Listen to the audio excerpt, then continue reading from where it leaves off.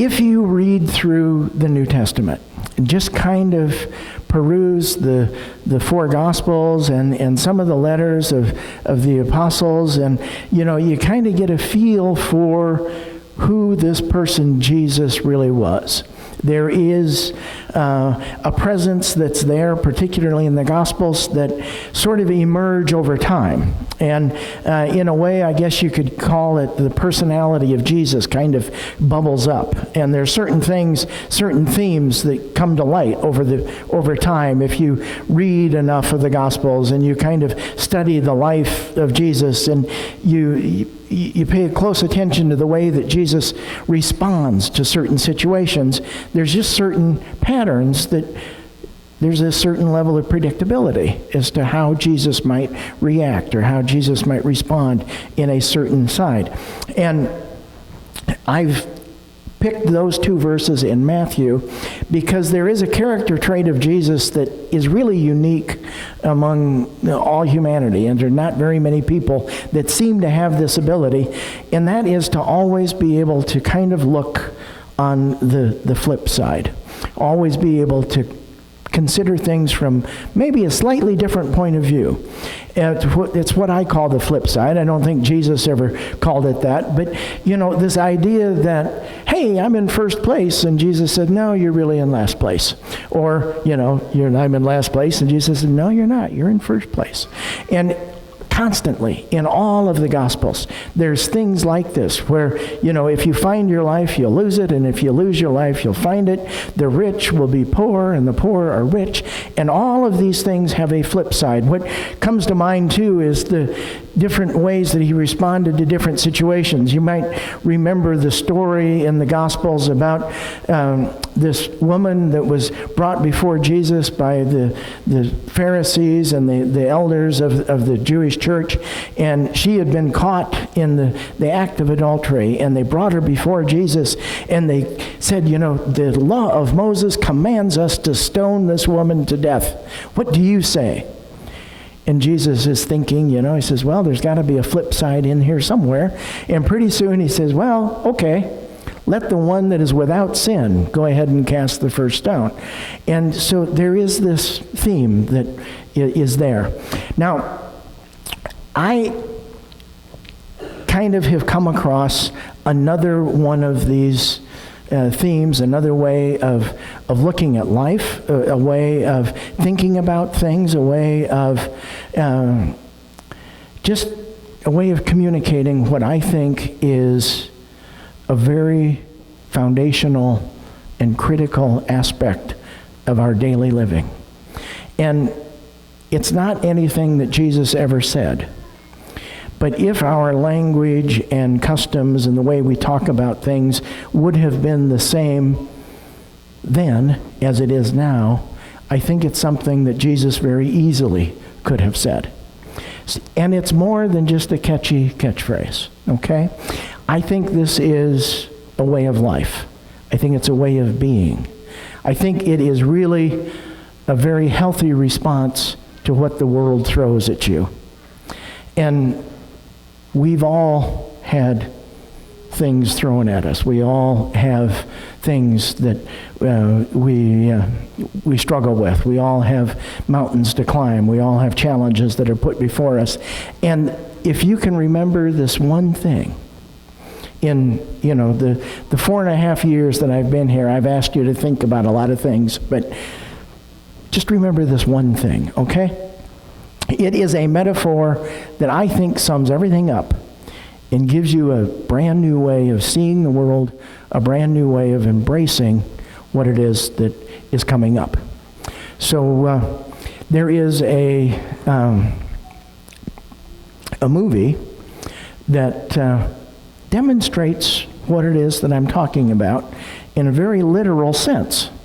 It's kind of an old movie. I don't know if you remember the original Harry Potter or not, but there have been a gazillion Harry Potter movies since this, but the very first one, Harry Potter is just a little tyke, and he's going to the sorcerer's school called Hogwarts for the very first time. See if you can find the metaphor that I'm talking about in this brief movie clip. and we'll talk about it on the flip side.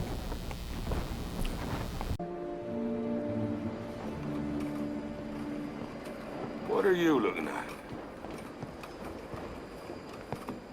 Blimey, is that the time? Sorry, Harry, I'm going to have to leave you. Dumbledore will be wanting his, well, he'll be wanting to see me. Now, your train leaves in 10 minutes. There's your ticket. Stick to it, Harry. That's very important. Stick to your ticket. Platform 9 But Hagrid, there must be a mistake. This is platform 9 3/4. There's no such thing. Is there?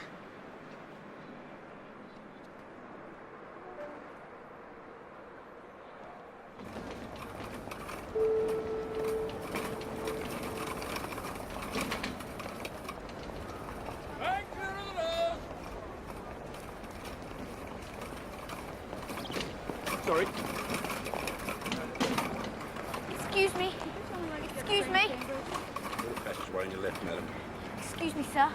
Can you tell me where I might find platform 9 3/4? 9 3/4? Think you're being funny, do you? Same every 9 year, 3/4 packed indeed. with muggles, of course. Come on. Muggles? Platform 9 3/4 this way.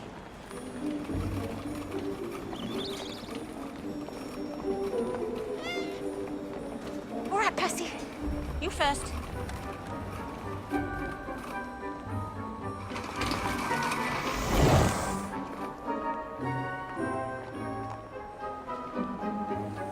Fred, you next. He's not Fred, I am. Honestly, woman, you call yourself our mother. Oh, I'm sorry, George. I'm only joking. I am Fred.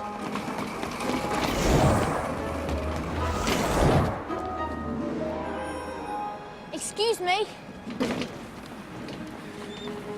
Could you tell me how to... How to get onto the platform?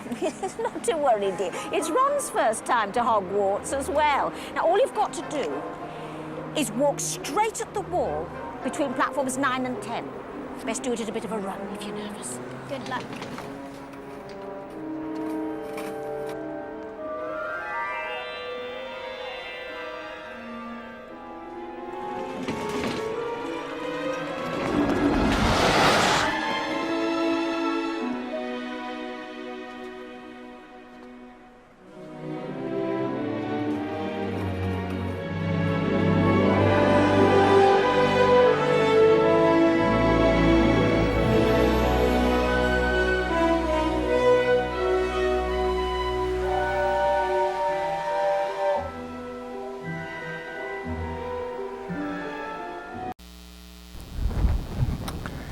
All right. So what's this metaphor that I'm talking about? Anybody want to venture a guess? Anybody come up with anything that was... Whoops.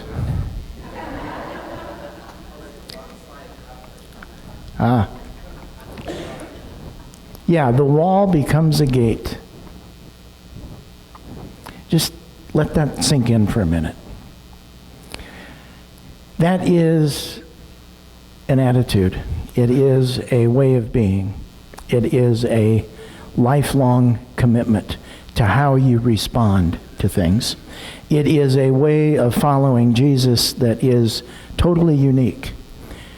Because that's what Jesus always did, is he saw the flip side. And when we are confronted with a wall, when we feel like we're up against it and we just don't know what to do or where to go or what comes next, the wall becomes a gate. I've experienced that in my personal life more times than I can tell you. A really big one was about 25 years ago. I don't know if this has ever happened to you or not, but sometimes, you go to work for a company and you think everything is going to be just great. And then there's some changes that take place. There's, new people come in and, the structure of the company changes a little bit. And all of a sudden, all of the things that you thought were so good just turn sour. And I was in that kind of a situation. Things had changed in this job, and it was awful. I hated going to work, and that's no fun, you know? And you'd kind of just plod through another day, and I wasn't earning the kind of salary that I needed, and we were struggling to pay the bills, and we had 3 boys at home, and they all ate like horses, and it was tough to put food on the table, and we just, things weren't good at home, and things weren't good at work, and I had just hit this wall. It was a big wall. It felt immovable. It was a thick, big, enormous wall. And one day, while I was sort of surveying the enormity of this wall and trying to figure out how it is I'm going to get around it or what I'm going to do, my sister called. And this is the sister who's also an ordained elder in the United Methodist Church. And for, 3 or 4 years at least, maybe a decade prior, that particular sister had been working on me to go ahead and go back to school and to get my Master's of Divinity and to enter the ministry because she thought that I'd be good at it. And I was never really that interested. But on that particular day, on that particular phone call, I remember it clearly.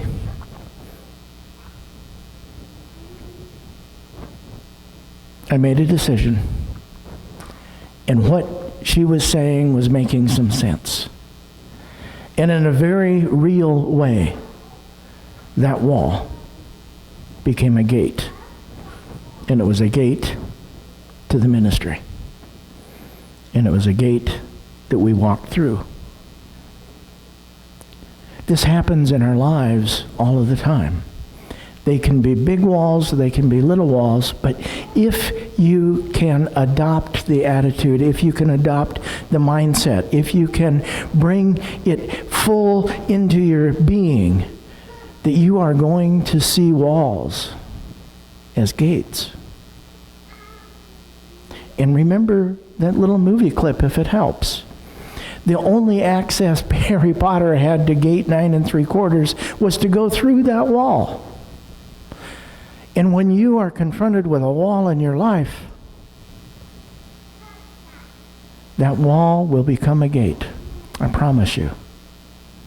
And something lies beyond that wall that is bright and new and wonderful and meaningful and enriching to your being. This happens to institutions as well. There were a number of months where we went through a difficult time with our music program. Lorraine Trail is here this morning filling in for Chris. But when Chris first came to us, Lorraine was kind of a regular here, and because we were struggling, we didn't have a regular accompanist. The choir director had retired, and the choir went into recess for almost a year. And SPR, the committee that's charged with hiring and filling positions and doing all of that, we met as a committee, and I remember telling the SPR committee, we don't have to do this right away. We don't have to rush into this. We don't have to hurry because there's something happening. There's something working here. I didn't use the language at that time that the wall that we had just hit as a church will become a gate. I didn't say that to them. But that's what I meant. That's what I was implying. And so we waited. And pretty soon I got an email from a woman named Chris Heinel. And she and her husband Mark have opened that gate wide. And our music program is something that it hasn't been for decades. That's another example of how institutions also butt up against a wall and they feel like there's just nowhere to go. the wall can become a gate. It's worth remembering. Now, a few months ago, I made a rather agonizing decision to pursue what's called an extension ministry with Habitat for Humanity. And in many ways, when that announcement was made, you may have felt like we're coming to a stop. We're hitting another wall. But like the Apostle Paul, let me remind you that that wall that feels pretty solid right now will become a gate to new things, and a gate to new opportunities, and a gate to new ideas. Because just like the Apostle Paul, when Heidi and I have memories that bubble up to the surface of our time here with you, they will be memories with thanksgiving. We will thank God every time we remember you. And we know that we have started a good work. We know that there's many things that are ongoing here. And there's many things that we all share in spreading the good news and the sharing of the gospel from the very first day we came until now. But I am confident of this, that the good work that has started among us will be brought to completion. And that is the way that the wall will become a gate. I have every confidence that Cody is going to do an excellent job with you. Almost every meeting or event that you attend when you are part of the United Methodist system is somewhere other than Lewiston. You know, we have to travel to Spokane, we have to travel to Seattle, and many, many times, Cody and I would carpool, and we'd spend hours together in the car, and we'd talk, and we would dream. And the thing is that we actually talked about what is beginning to happen. And so I feel confident that as I take a couple of steps back out of the leadership spotlight and Cody steps forward, that the good work that has begun among us will continue and it will be brought to completion. And if that feels like a wall to you, let me leave you with just one more food for thought.